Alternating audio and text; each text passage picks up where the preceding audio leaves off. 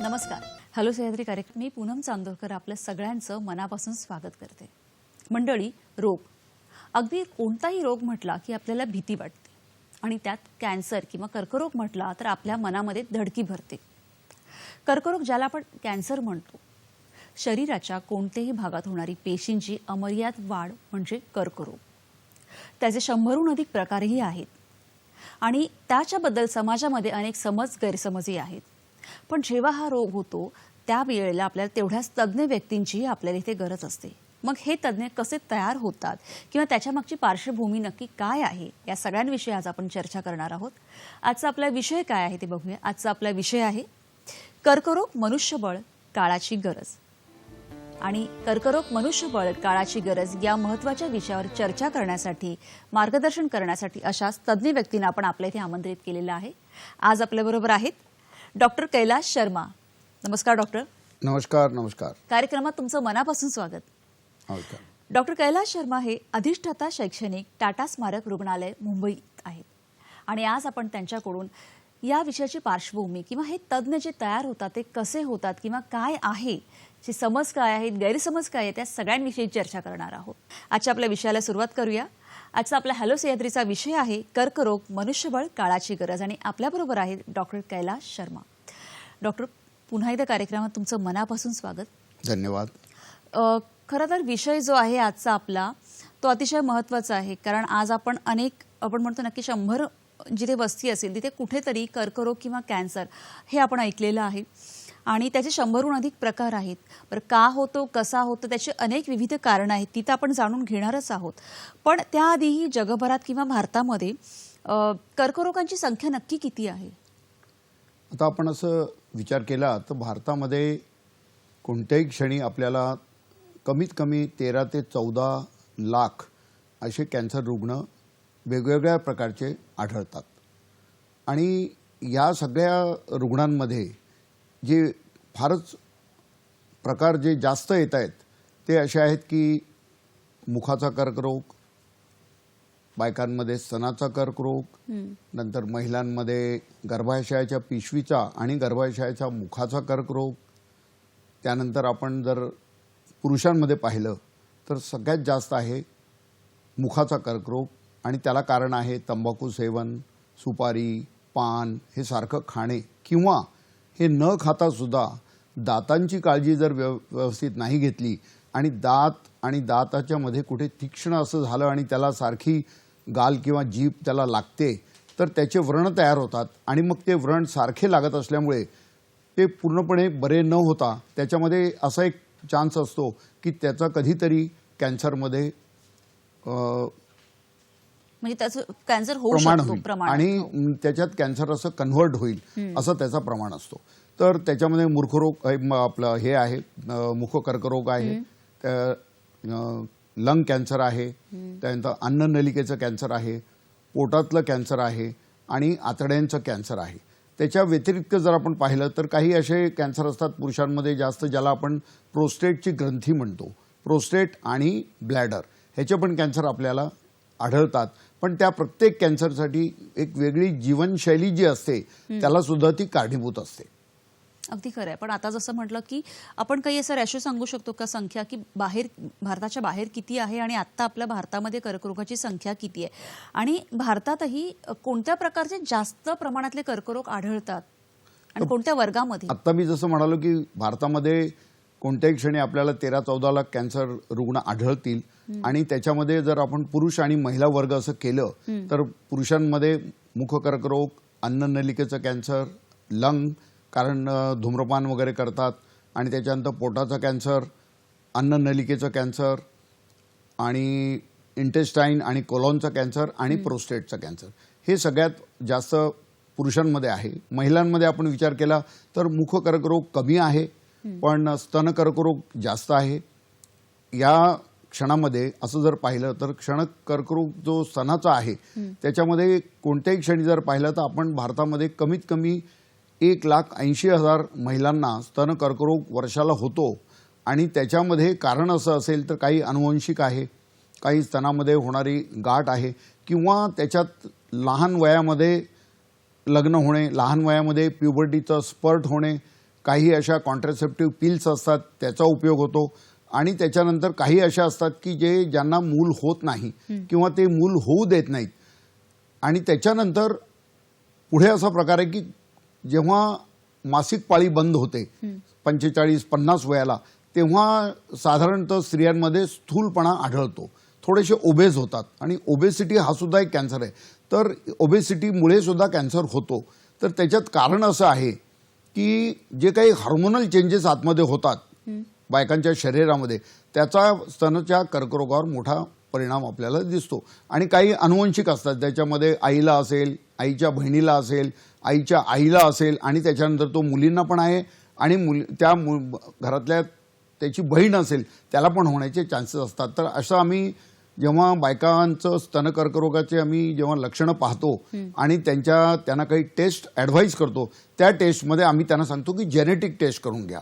आणि हल्ली BRCA BRCA2 ज्याला म्हणतो, ती BRCA2ची टेस्ट केल्यानंतर त्याच्यामध्ये किती अनुवंशिकता आहे आणि तो कोणत्या प्रकारचा कॅन्सर त्यांना कशा वेळेस प्रादुर्भाव होऊ शकतो ह्याची आपल्याला पूर्वकल्पना होऊ शकते. अगदीच. पण पुरुषांमध्ये पाहिलं तर मग हे सगळे कारणं जे मी आता सांगितले की पुरुषांमध्ये तंबाखू सेवन, धूम्रपान, खाण्यापिण्याच्या सवयी बरोबर नाही, आणि त्याच्या पलीकडे असं असतं की जे काही वयाच्या मानानुसार होतं, जसं प्रोस्टेट आहे, ब्लॅडर आहे, त्याच्यामध्ये आपल्याला जरी कारण माहीत नसेल तरी पण ते वयाच्या मानानुसार ते कॅन्सर कधी कधी प्रादुर्भाव होतो, आणि ते 60 आणि 70 वर्षाच्या मध्ये आपल्याला असे कॅन्सर काही सापडतात. अगदीच.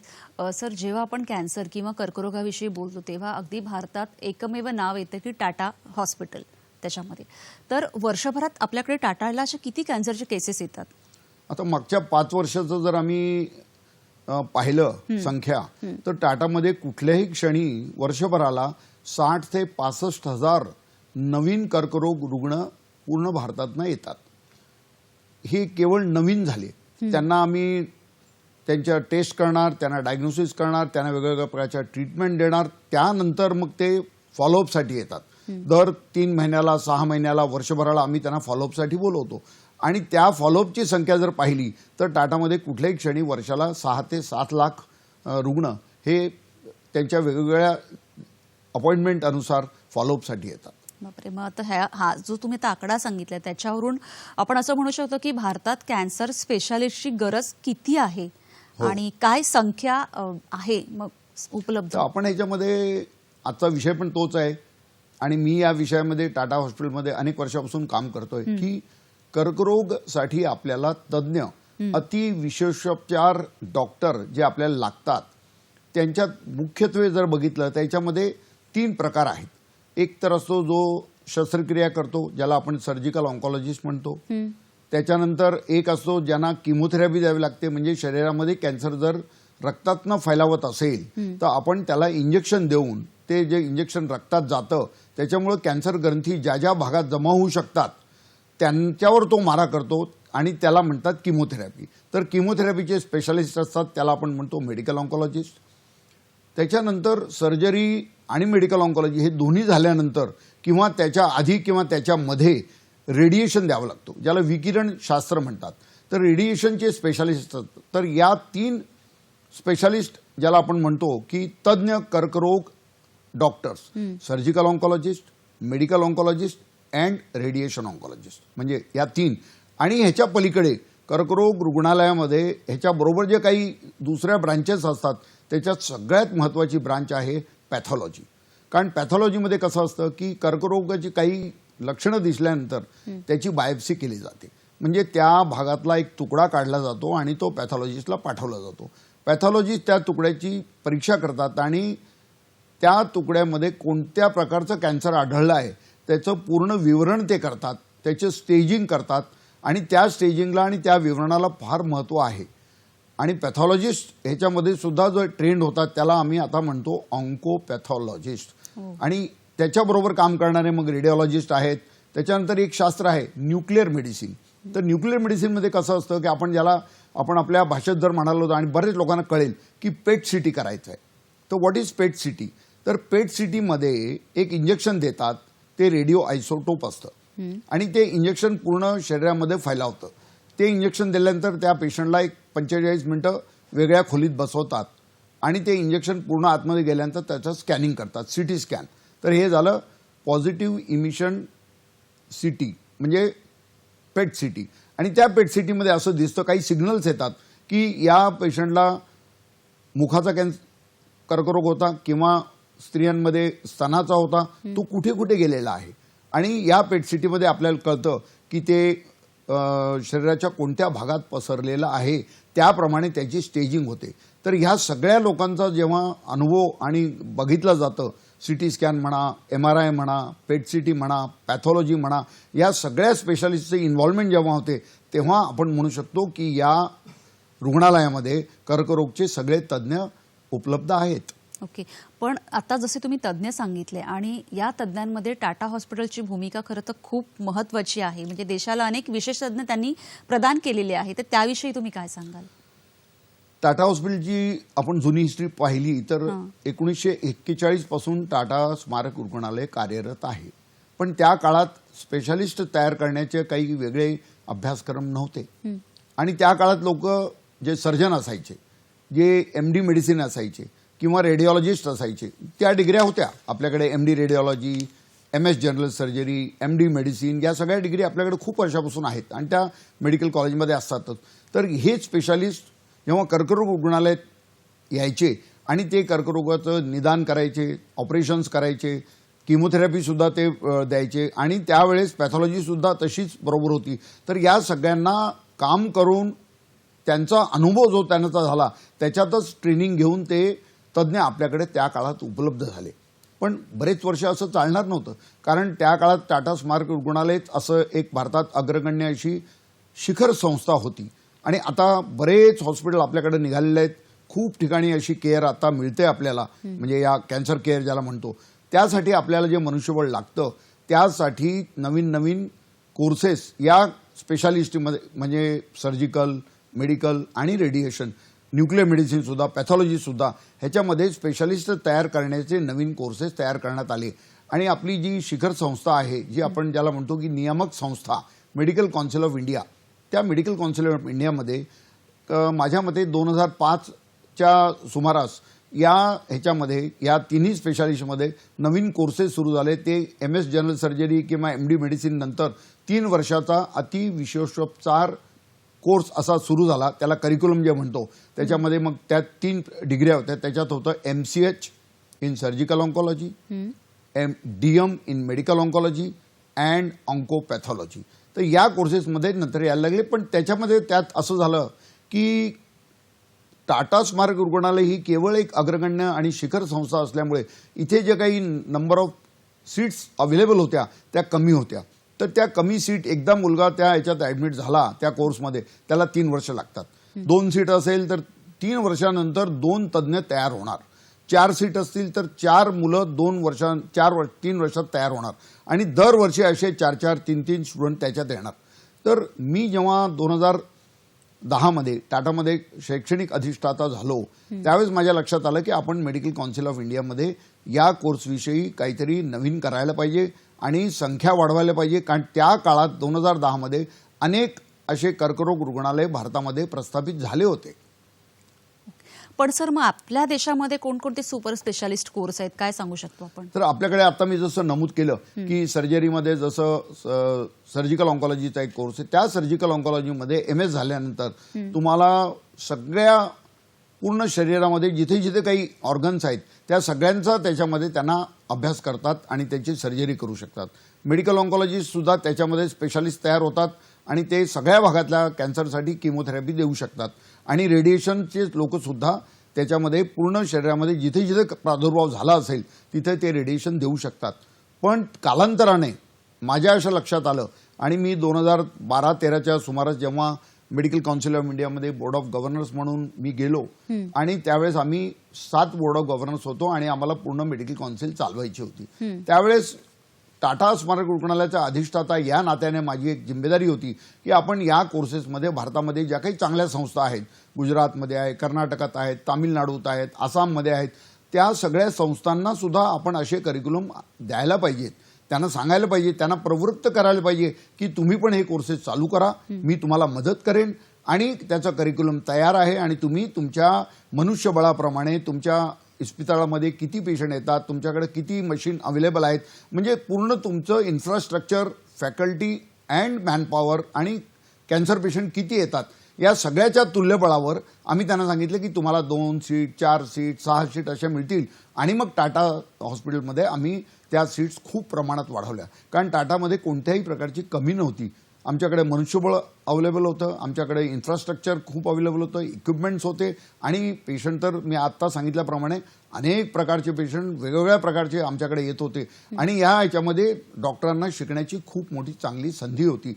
म्हणून आम्ही त्याच्यामध्ये सीट्स वाढवल्या आणि त्या सीट वाढवल्यानंतर आमच्या लक्षात आलं की पुढच्या 3 वर्षात अनेक कर्करोग रुग्ण तयार झाले आणि ते त्या हॉस्पिटलमध्ये चांगल्या प्रकारचं काम करायला लागले.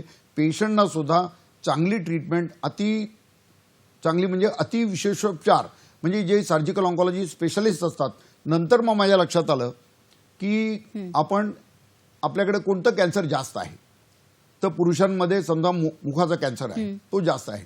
आणि टाटा हॉस्पिटलमध्ये आपण जर बघितलं आज जर 100 रुग्ण नवीन आले तर कमीत कमी 30 ते 35 रुग्णांना मुखाचा कर्करोग जास्त दिसतो आणि बायकांमध्ये स्तनाचा कर्करोग जास्त दिसतो किंवा बायकांमध्ये गर्भाशयाचा पिशवीचा किंवा गर्भाशयाचा मुखाचा कॅन्सर जास्त दिसतो. तर माझ्या लक्षात आलं की आपण गायनेकोलॉजिस्टना, सर्जनना या विषयामध्ये एक वेगळं स्पेशलायझेशन द्यायला पाहिजे. मग मी त्याच्यामध्ये काय केलं की त्याचे फाटे फोडले आम्ही. आता याला मराठीत आपण म्हणतो फाटे फोडले. कसे की एक सर्जिकल ऑन्कॉलॉजिस्ट तयार व्हायचा, तो सगळं करायचा. मी म्हणलं नाही, ज्यांनी MSENT नाक कान घसा जो तज्ज्ञ असतो त्याला आम्ही त्यांना असा कोर्स दिला की तुम्ही MCH हेड अँड नेक करा, कारण हेड अँड नेक कॅन्सर आपल्याकडे खूप कॉमन आहे. हेड अँड नेक म्हणजे घशामध्ये होतो, मुखामध्ये होतो, जिभेत होतो आणि दाताच्या वर सुद्धा हिरड्यांमध्ये होतो. ह्याच्यात आम्ही स्पेशालिस्ट तयार केले. बायकांच्या कॅन्सरसाठी जे MD गायनेक असतात त्यांना आम्ही सांगितलं की तुम्ही MCH गायनेक ऑन्कॉलॉजी करा आणि त्यासाठी वेगळं करिक्युलम तयार केला. पॅथॉलॉजिस्ट केवळ MD झाल्यानंतर त्याच्यामध्ये अनुभवाने ट्रेंड होत होते, त्यामुळे मी त्यांना सांगितलं की नाही, आपण याच्यामध्ये 3 वर्षाचा एक स्पेशालिस्ट कोर्स तयार करू आणि त्या स्पेशालिस्ट कोर्समध्ये मग DM ऑन्कोपॅथॉलॉजी सुरू झालं. असे आम्ही जेव्हा नवीन कोर्सेस सुरू केले तेव्हा आजची परिस्थिती अशी आहे की आपल्याकडे बऱ्याच प्रमाणात कर्करोग तज्ज्ञ वेगवेगळ्या ब्रांचमध्ये अवेलेबल आहेत आणि ते सगळीकडे आहेत. आपल्याकडे भारतामध्ये सगळ्या अग्रगण्य संस्थेमध्ये आहे आणि काही प्रायव्हेट प्रॅक्टिसमध्ये पण आहेत. नक्कीच. म्हणजे जसं आपण बघितलं की टाटा हॉस्पिटलमध्ये सुद्धा डॉक्टरांना प्रशिक्षण कसं दिलं जातं आणि कशा पद्धतीने हे मनुष्यबळ वाढवलं जातं या सगळ्यांविषयी आपण चर्चा करणार आहोत. बघत राहा हॅलो सह्याद्री. ही एक छोटीशी विश्रांती.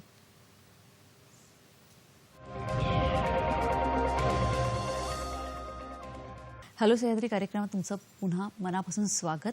आजचा आपला विषय आहे की कर्करोग मनुष्यबळ काळाची गरज आणि आपल्याबरोबर आहेत डॉक्टर कैलाश शर्मा.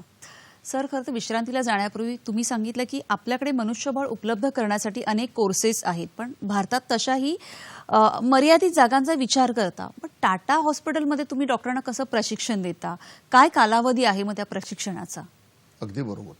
कारण आपण जर बघितलं की आपली जी नियामक संस्था आहे मेडिकल काउन्सिल ऑफ इंडिया, आता त्याला नॅशनल मेडिकल कमिशन म्हणतात, आणि त्या सगळ्या प्रमाणावरच नंबर ऑफ सीट्स देतात.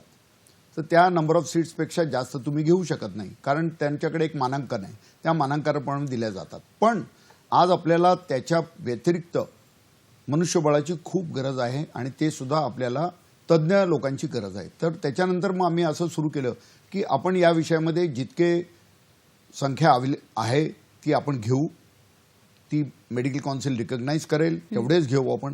ह्याच्या व्यतिरिक्त मी टाटा हॉस्पिटलमध्ये फेलोशिप सुरू केल्या की त्या फील्डमध्ये जर कुणी येत असेल आणि तो जर MS किंवा MD पास असेल, म्हणजे MS general surgery, MD medicine, MD pathology, MD anaesthesia असे जर लोक पास असतील तर त्यांना आम्ही 2-2 वर्षाची फेलोशिप सुरू केली. आणि या फेलोशिपमध्ये कामाचा जो प्रकार होता तो तसाच राहायचा. एक विद्यार्थी MCH करतोय किंवा एक फेलो काम करतोय, तर त्याला म्हणजे मला जास्त मनुष्यबळ टाटामध्ये मिळालं, त्या लोकांना प्रशिक्षण मिळालं आणि 2 वर्षानंतर त्या फेलोशिपमध्ये सुरुवातीला घेताना सुद्धा आम्ही परीक्षा घेऊन त्यांना सिलेक्ट केलं. त्याच्यात सुद्धा आम्ही नंबर ऑफ सीट वेगळे ठेवल्या होत्या.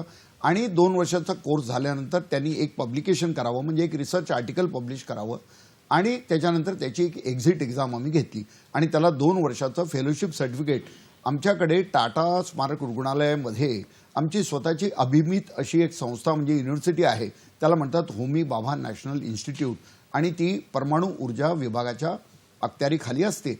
तर त्या युनिव्हर्सिटीच्या ह्याच्यामध्ये आम्ही हा करिक्युलम तयार करून फेलोशिप्स तयार केल्या आणि बाकीचे जे काही कॅन्सर संस्था आहेत, गुजरातमध्ये आहेत, कर्नाटकात आहेत, तामिळनाडूत आहेत, आसाममध्ये आहेत, त्यांना सुद्धा आम्ही सांगितलं की तुम्ही सुद्धा असे फेलोशिप सुरू करा.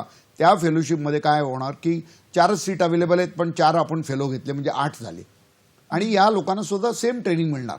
फक्त हे फेलो तयार झाल्यानंतर त्यांना एक सर्टिफिकेट मिळेल की आम्ही ही फेलोशिप या विषयामध्ये टाटा कर्करोग रुग्णालयात केली आणि त्याला खूप बाहेर सुद्धा चांगली डिमांड होती. म्हणून आम्ही फेलोशिप सुरू करून वेगवेगळ्या ट्रेनिंग लोकांना देऊन ह्याच्यामध्ये अनेक प्रकारचे तज्ज्ञ आतापर्यंत आम्ही तयार करण्याचा प्रयत्न केला. नक्कीच. पण मग डॉक्टर की या डॉक्टरांव्यतिरिक्त ऑन्कॉलॉजीच्या या क्षेत्रात मग इतर डॉक्टरांना किंवा जे नर्सेस असतात त्यांना प्रशिक्षण कसं दिलं जातं? हो, आता आपल्याकडे नर्सेसचे आहे ना किती प्रकार आहेत ते पहिलं बघायला. बेसिक काही GNM नर्सेस असतात आणि काही BSc नर्सिंग करून येतात.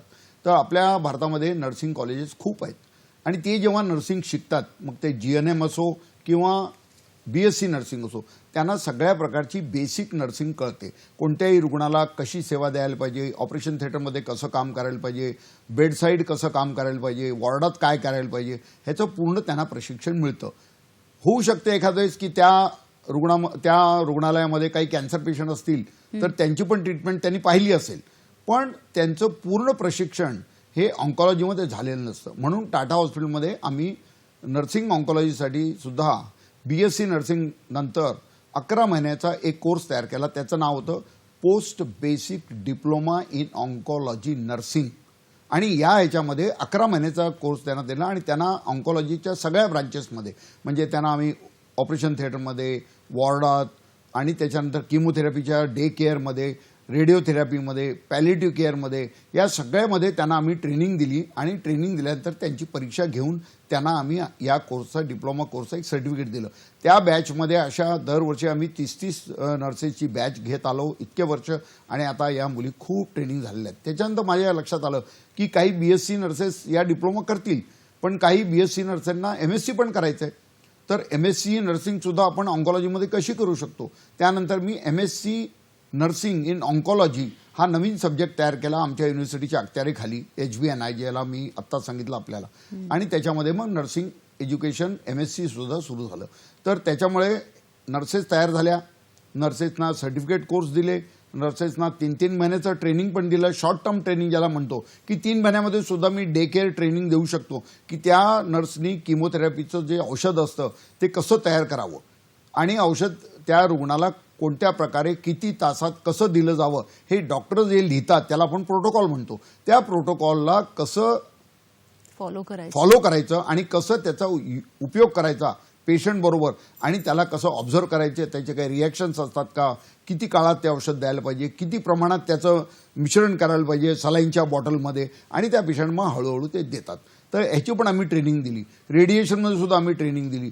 आणि दुसरं ब्रांच अशी आहे की मी एक विषय एक राहिला की कॅन्सरमध्ये सगळ्या प्रकारची ट्रीटमेंट सुरू झालेली असताना आणि संपलेली असताना पेशंटला काही प्रकारच्या व्याधी अशा राहतात, त्यांना काही सिम्पटम्स असतात, त्यांना काही प्रकारचे त्रास होतात. तर त्या त्रासाचं विवरण आणि त्याचं निवारण करण्यासाठी एक पॅलिएटिव्ह केअर नावाचा कोर्स MD मध्ये आम्ही मेडिकल काउन्सिलला त्या काळात तयार केला आणि आज प्रत्येक कर्करोग रुग्णालयामध्ये MD इन पॅलिएटिव्ह मेडिसिन हा एक कोर्स चालू आहे. तर त्याच्यामध्ये काय असतं की सर्जन, मेडिकल ऑन्कॉलॉजिस्ट हे आपल्या नवीन रुग्ण बघण्यामध्ये व्यस्त असतात. त्यांना जास्त वेळ मिळत नाही, त्यांची काही चूक नाही याच्यामध्ये. पण त्या रुग्णाला ट्रीटमेंट चालू असताना आणि ट्रीटमेंट संपल्यानंतर कोणत्या प्रकारची केअर द्यावी लागते त्याला आपण म्हणतो पेन अँड सिम्पटम मॅनेजमेंट. तर त्या पॅलिएटिव्ह केअरच्या डॉक्टरला जर आपण हे पेशंट रेफर केला तर तो डॉक्टर त्या पेशंटला खूप चांगल्या प्रकारे त्याचे विवरण करतो, त्याला काय त्रास आहे ते बघून घेतो आणि त्याला त्या प्रकारची ट्रीटमेंट देतो. तर ह्या ट्रीटमेंटमध्ये आपला एक उद्देश असतो की पेशंटला जे काही त्रास आहे ते कमीत कमी करावं आणि पेशंटला होईल तेवढं कम्फर्ट द्यावे. कधी कधी कॅन्सर क्युअर होत नाही, तर त्या पेशंटला सुद्धा कम्फर्ट विदाऊट क्युअर हा जो भाग आहे या फिलॉसॉफीचा हे सुद्धा त्याच्यामध्ये पॅलिएटिव्ह केअरमध्ये येतं. तर नर्सेस सुद्धा त्या भागात आम्ही ट्रेन केलं. My God.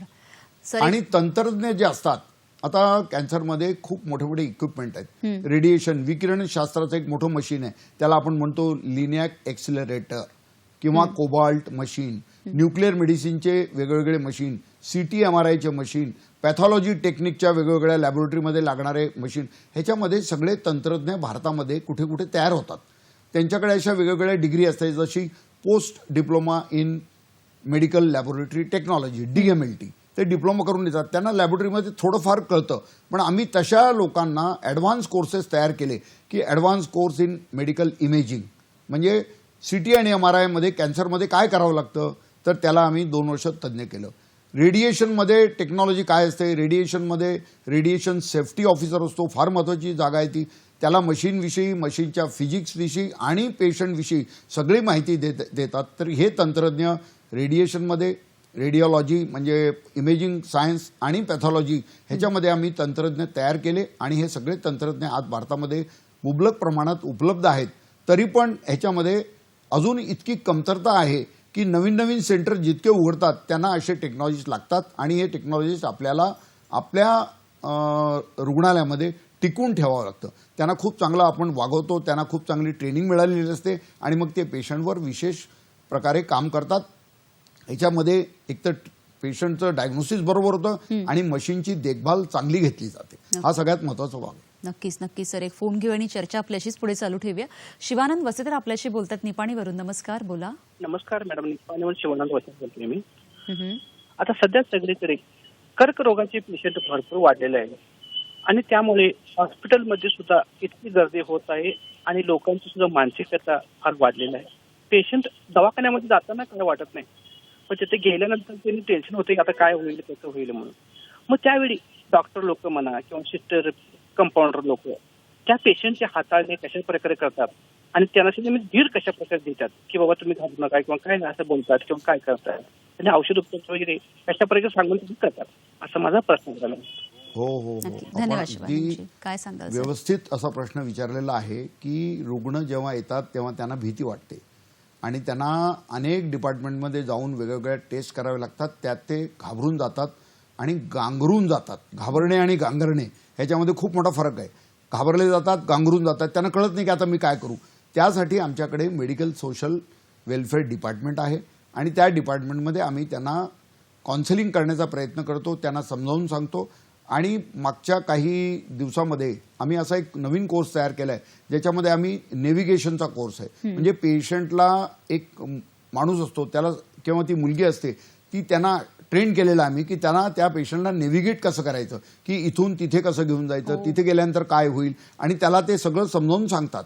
कारण डॉक्टरांना कधी कधी वेळ मिळत नाही, म्हणून हे नेव्हिगेटर आणि सोशल वर्कर त्या पेशंटबरोबर चांगला संवाद करतात आणि त्याच्याबरोबर हितगुज करून त्याला असं समजावतात की घाबरायचं काही कारण नाही आहे, झालेलं आहे, पण आपण याला निदान चांगलं ट्रीटमेंट देऊ आणि आपल्याला ह्याच्यामध्ये चांगला फायदा होईल ह्याचं त्यांना काउन्सिलिंग करतात. बापरे, म्हणजे डॉक्टर आता जसं तुम्ही सांगितलं की किती प्रकारचे नर्सेस किंवा कोर्स किंवा डॉक्टर आणि अनेक विशेष तज्ज्ञांची गरज लागत असते आणि कशा पद्धतीने ते मनुष्यबळ वाढवलं जातं. केवळ भारतातच नाही तर भारताबाहेरच्या डॉक्टरांना सुद्धा किंवा नर्सेसला सुद्धा ट्रेन करण्यामध्ये टाटा हॉस्पिटलची मुख्य भूमिका आहे. त्याविषयी काय सांगाल? अगदी बरोबर. अगदी सुरुवातीला मी म्हणालो की टाटा स्मारक रुग्णालय ही अग्रगण्य संस्था आहे आणि सरकारने आम्हाला असं सांगितलेलं आहे की तुम्ही आपल्या भारतामध्ये तज्ज्ञ तयार करताय, भारतामध्ये नर्सेस तयार करताय, डॉक्टर्स पण ट्रेन करताय, पण ज्या छोट्या छोट्या कंट्रीज आहेत ज्याला आपण थर्ड वर्ल्ड म्हणतो किंवा low and middle income countries, त्याच्यामध्ये बांगलादेश आहे, पाकिस्तान आहे, गल्फ आहे आणि त्याच्याबरोबर आफ्रिका आणि सब सहारन रिजन हे सगळ्यात महत्त्वाचं आहे. आफ्रिकेमध्ये खूप कॅन्सर प्रमाणात आहे, तिथे तज्ज्ञ नाहीत. म्हणून टाटा स्मारक रुग्णालयाने गव्हर्नमेंट ऑफ इंडियाच्या एक्सटर्नल अफेअर्स मिनिस्ट्रीच्या तर्फे एक इंडो आफ्रिकन समिट नावाचा एक प्रोग्राम होता. त्या प्रोग्रामखाली आम्ही गेली 5 वर्ष आफ्रिकेतले डॉक्टर्स, आफ्रिकेतले तंत्रज्ञ आणि तिथल्या नर्सेसना सुद्धा आम्ही टाटामध्ये 6 महिने आणि वर्षभर ट्रेनिंग करतो. बांगलादेशचे पण डॉक्टर आणि नर्सेस येतात, म्यानमारचे पण येतात, आणि पाकिस्तानचे पण येतात आणि या ज्या कंट्रीज मी सांगितल्या सब सहारन आणि आफ्रिकन रिजन, साऊथ ईस्ट एशियाचे काही भाग आहेत, त्यातल्या सुद्धा लोकांना ट्रेन करण्याची आमची जिम्मेदारी आहे आणि आम्ही मागच्या काही वर्षापासून ते आम्ही चालू ठेवलेलं आहे. नक्की सर, एक फोन घेऊया आणि आपली चर्चा पुढे चालू ठेवूया. आदित्य गोळे आपल्याशी बोलतात बदलापूरवरून. नमस्कार आदित्य, बोला. हॅलो, बोला, प्रश्न विचारा. हा ते आपल्या इथे महाराष्ट्रामध्ये रेडिएशन सेंटर अवेलेबल आहे, त्याच्याबद्दल जरा सांगाल का? नक्कीच, धन्यवाद आदित्य. सर काय सांगाल? तर रेडिएशन सेंटर असे असतात की ते एखाद्या रुग्णालयामध्ये रेडिएशन सर्जरी आणि सगळ्या प्रकारच्या सोयी असतात. काही सेंटर असे महाराष्ट्रात आहेत की ते केवळ रेडिएशनचं आणि किमोथेरपीचं काम करतात आणि काही सेंटर असे आहेत की ते फक्त रेडिएशनचं करतात. तर आपण जर महाराष्ट्रात असं पाहिलं तर आजच्या घडीला मुंबईमध्ये कमीत कमी टाटा स्मारक रुग्णालय सोडलं तर 4 ते 5 जागी रेडिएशन अवेलेबल आहे.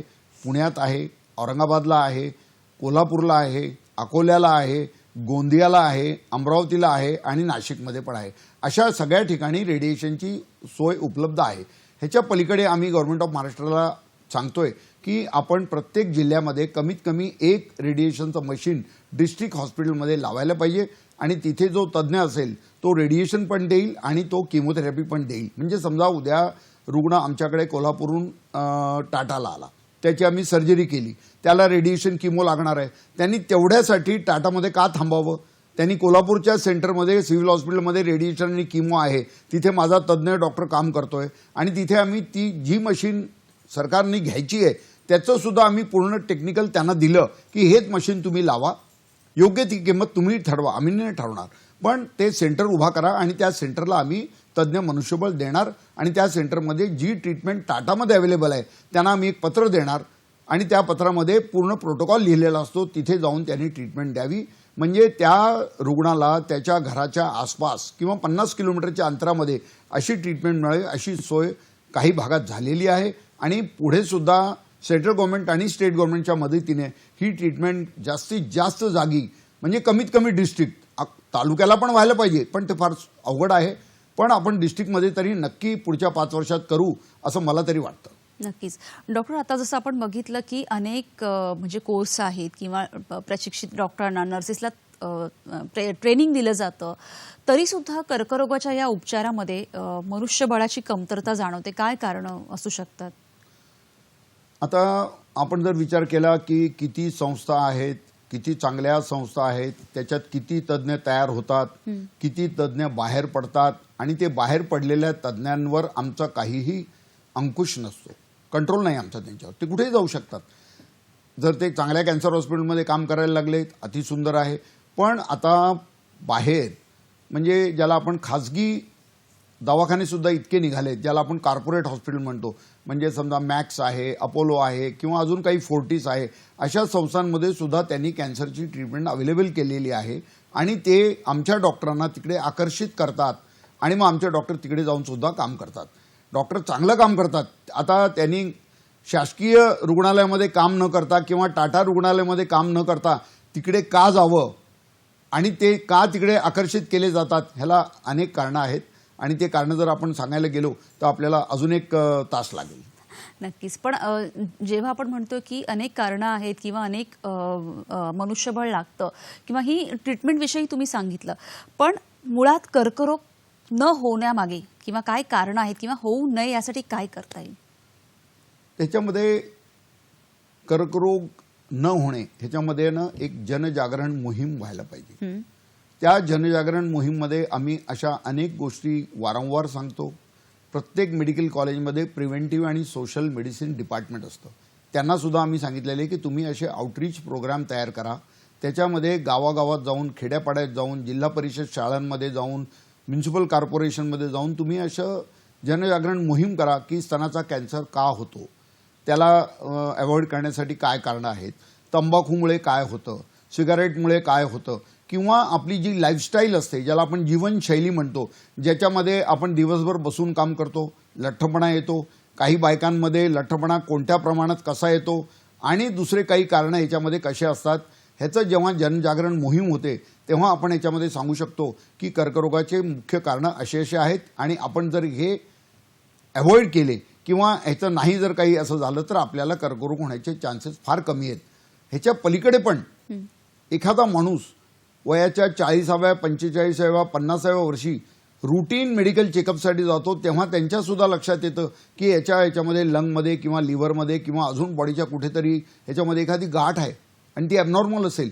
त्याचं कारण जर मला विचारलं तर ते कुणीही आज सांगू शकत नाही, कारण त्याच्या शरीरामध्ये अशा काही ग्रंथ्या तयार झाल्या असतील आणि असे काही पेशंटचं चयापचय झालं असेल की ज्याच्यामुळे त्याला कॅन्सरची गाठ आली. मग ती किडनीत असो, लंगमध्ये असो, लिव्हरमध्ये असो. पण काही जे मूळ कारणं आहेत ते मूळ कारणं म्हणजे हेपॅटायटिस बी आहे, आपले तंबाखूचं सेवन आहे, स्मोकिंग आहे, गर्भाशयाची बरोबर काळजी जर चांगली नाही घेतली, ज्याला हायजीन म्हणतो आम्ही, म्हणजे मेल आणि फिमेल यांनी दोघांनी आपल्या गुप्तांगाची खूप चांगली हायजीन केअर घ्यायला पाहिजे. त्याच्यामुळे सुद्धा HIV रिलेटेड जे कॅन्सर असतात ते सुद्धा कमी होऊ शकतात. या सगळ्यांची जनजागरण मोहीम आज चालू आहे. महाराष्ट्र गव्हर्नमेंटमध्ये खूप चांगला प्रोग्राम तयार झाला आहे ज्याच्यामध्ये आम्ही स्तन कर्करोग जनजागरण आणि अर्ली डिटेक्शन कसं करता येईल आणि याच्यामध्ये ब्रेस्ट कॅन्सरमध्ये नेहमी सोनोग्राफी किंवा मॅमोग्राफी व्हायला पाहिजे असं काहीही कारण नाही. स्त्री स्वतः आपल्या ब्रेस्टचं परीक्षा करू शकते, ते पण आम्ही टेक्निक शिकवलं. सेल्फ ब्रेस्ट एक्झामिनेशन किंवा ज्याला आपण म्हणतो क्लिनिकल ब्रेस्ट एक्झामिनेशन. कोणतीही गाठ अशी दिसली की त्यानंतर त्यांनी काय उपयोग करायला, त्याचं हे करायला पाहिजे उपचार, आणि डॉक्टरकडे किती लवकर जायला पाहिजे. अशा अनेक प्रकारचे सिम्पटम असतात. ते सिम्पटम जर येत असतील वयाच्या समजा 60व्या वर्षी एखाद्या पुरुषाला लघवी करण्यामध्ये त्रास आहे, होऊ शकतं. प्रोस्टेट गाठ वाढली असेल, प्रोस्टेट प्रत्येक गाठ ही कॅन्सर नसते, ती नॉर्मल सुद्धा असू शकते, वयामानाप्रमाणे असू शकते. त्यावेळेस त्याच्या काही टेस्ट केल्या जातात, त्यात कळतं की ही प्रोस्टेटची ग्रंथी वाढली आहे पण ती कॅन्सर नाही, ते नॉर्मल आहे. त्याच्यात वेगळे ट्रीटमेंट आहे. कॅन्सर असेल तर ते कुठल्या भागात आहे ते पण आहे. काही लोकांना समजा कधी कधी पाठीत दुखणं येतं, हाडात दुखणं येतं, कुठे वेगळी अशी स्वेलिंग येते, त्यावेळेस त्यांच्या लक्षात येतं की हे काय कारण आहे.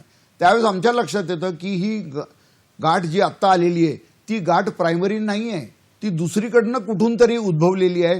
तर मग आम्ही प्रायमरी कॅन्सर शोधण्याचा प्रयत्न करतो. ते मग आपल्याला लंगमध्ये सापडेल किंवा ब्रेस्टमध्ये सापडेल आणि अजून दुसऱ्या कुठल्या तरी ऑर्गनमध्ये प्रायमरी सापडेल, आणि हे जी गाठ त्यांनी मला दाखवली ती त्याची सेकंडरी असू शकते. त्यावेळेस आम्ही म्हणतो की आता हे कर्करोग थोडं जास्त वाढलेलं आहे. आपण मला प्रश्न विचाराल की आम्हाला तर काही कळलंच नाही, पण आम्हाला ही आज गाठ लक्षात आली. बरोबर आहे, कारण कुणालाच तसं कळत नाही आणि कुणीही अशी रुटीन चेकअप करायला जात नाही. आपल्याकडे रुटीन चेकअप ही चालू असते, पण प्रिव्हेंटिव्ह ऑन्कॉलॉजी डिपार्टमेंट आमच्याकडे आहे. तिथे आम्ही सगळ्या पुरुषांना आणि स्त्रियांना असं जनजागरण मोहीममध्ये सांगतो की तुम्हाला असं काही ॲबनॉर्मल वाटलं तर तुम्ही ताबडतोब या डिपार्टमेंटला या. काही तुमच्या टेस्ट केल्या जातील आणि जर आम्हाला आढळलं तर त्याच इस्पितळामध्ये तज्ज्ञ डॉक्टरांना आम्ही सांगतो की तुम्ही याची टेस्ट करा, पुढे बघा काय आहे. कॅन्सर नसेल तर फारच उत्तम.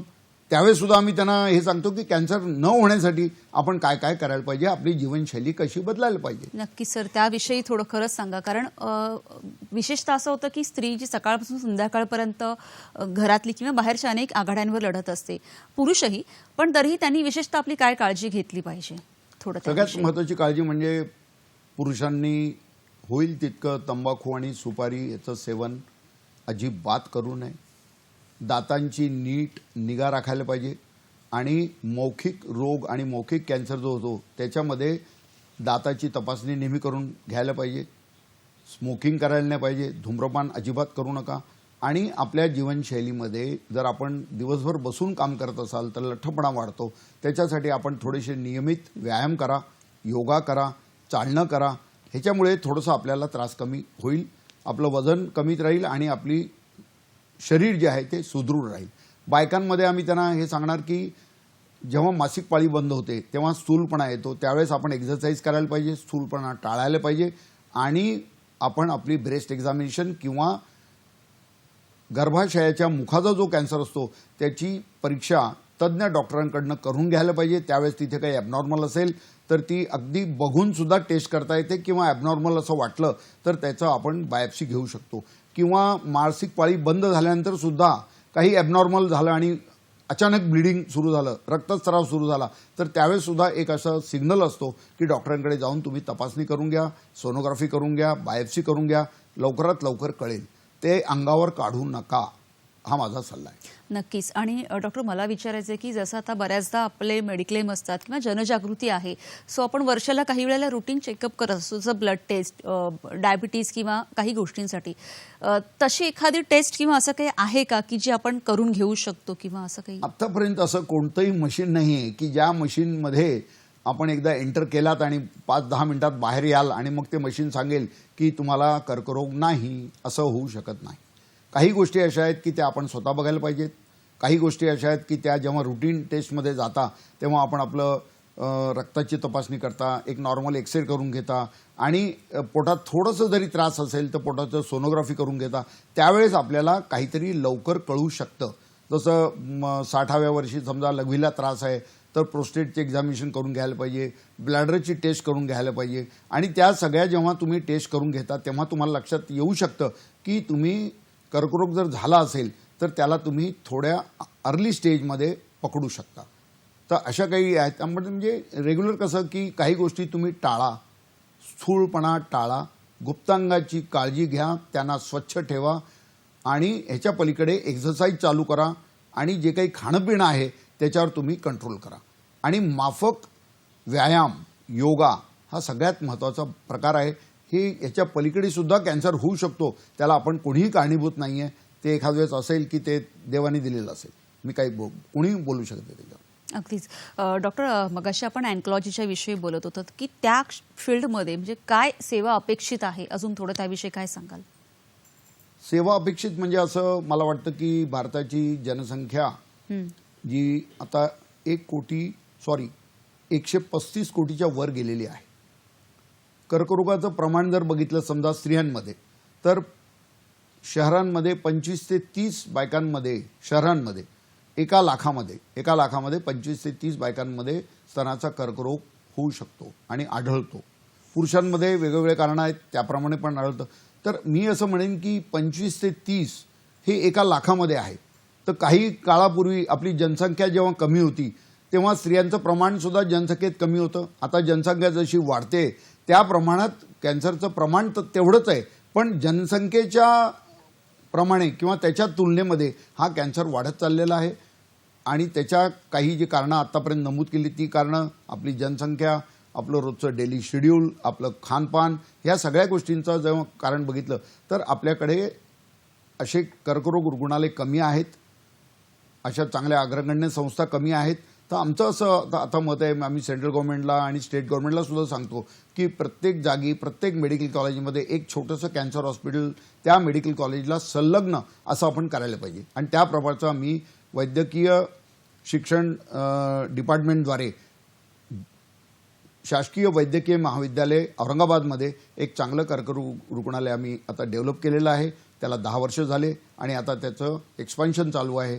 असे जर मेडिकल कॉलेजमध्ये कमीत कमी नागपूरमध्ये, पुण्याला म्हणा तर महाराष्ट्रामध्ये अशा 5-6 संस्था तयार होतील आणि अशाच संस्था सेंट्रल गव्हर्नमेंटतर्फे मेडिकल कॉलेजेसमध्ये म्हणा किंवा डिस्ट्रिक्ट हॉस्पिटलमध्ये म्हणा अशी एक मागे स्कीम होती. ती स्कीम आता बंद होत आली आहे, पण त्या स्कीममध्ये पुढच्या 5 वर्षात आपल्याला लक्षात येईल की बऱ्याच ठिकाणी बऱ्याच प्रकारचे छोटे आणि मोठे कर्करोग रुग्णालय तयार झालेले दिसतील. नक्कीच. डॉक्टर, मगाशी तुम्ही सांगितलं की हे मनुष्यबळ जे आहे ती काळाची गरज आहे, ते वाढवणं खूप गरजेचं आहे. अनेक त्याच्यामागची कारणं आणि सगळ्यांविषयी आता आपण चर्चा केली. पण बऱ्याचदा असं होतं की काही नर्सेस असतात किंवा त्यांना काही कोर्सेस करायचे असतात किंवा अगदी डॉक्टर नाही, पण आता जसे तुम्ही वेगवेगळे कोर्सेस सांगितलं तर त्याच्यासाठी तुम्ही काय सल्ला देऊ शकता की काय माहिती मिळवून किंवा काही शॉर्ट टर्म कोर्सेस किंवा कशा पद्धतीने मनुष्यबळ वाढवू शकतो?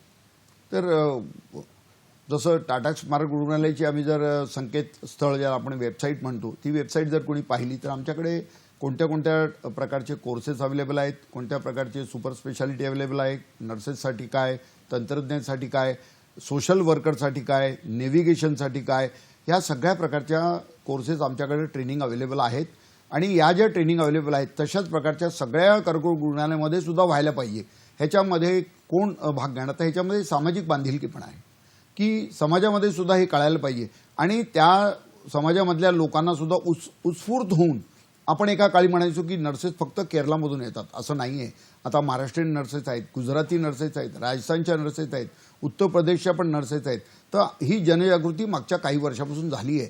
त्याच्यामुळे आपल्याला नर्सेसचं प्रमाण जे आहे ते अजूनही कमी आहे.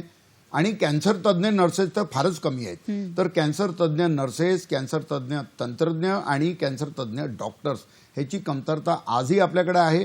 कारण जितके डॉक्टर्स तयार होतात ते सगळे शासकीय ठिकाणीच अवेलेबल असतील असं काही भाग नाही आहे.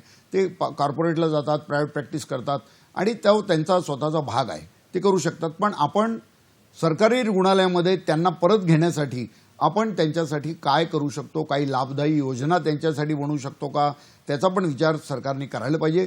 त्यामुळं काय होईल की ते कर्करोग तज्ज्ञ आपल्या हॉस्पिटलमध्ये काम करतील आणि तुम्ही त्यांना इतक्या चांगल्या वर्किंग कंडिशन द्या, त्यांना चांगलं सॅलरी द्या आणि त्यांना त्या सुखसोयी द्या आणि त्यांना अकॅडमिक प्लॅटफॉर्म पण द्या.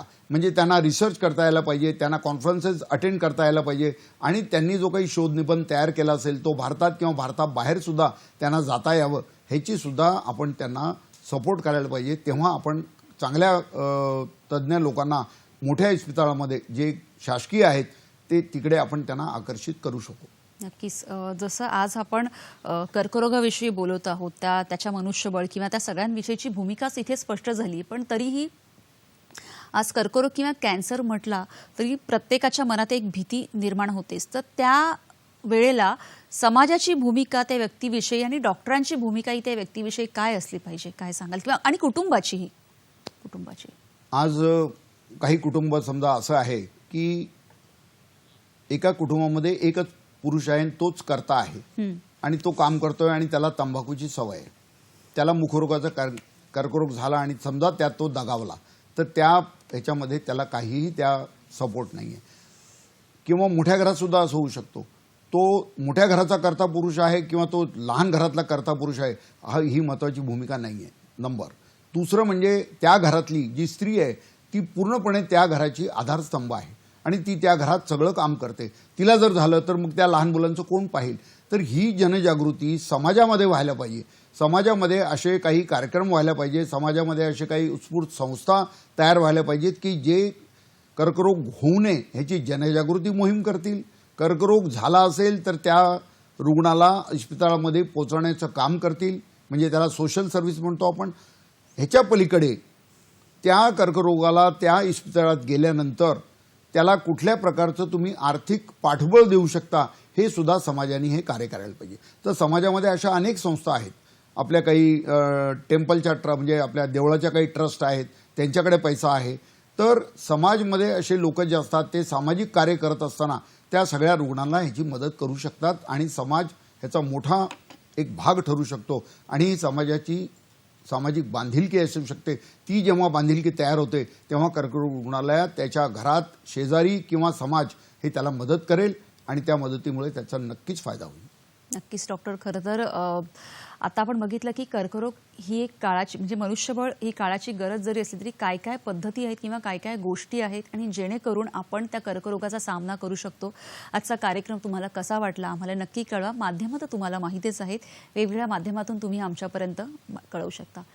डॉक्टर तुम्ही इथे आलात आणि ही जी सगळी माहिती आमच्यापर्यंत पोहोचवली त्यासाठी खरंच खूप खूप धन्यवाद. नमस्कार. हा माझा अगदी जिवलग असा विषय होता आणि आपण या विषयात मला आज संधी दिली त्याबद्दल आपले अनेक धन्यवाद. भेटूया पुढील भागात पुन्हा एका नवीन विषयासह. तोपर्यंत नमस्कार. नमस्कार.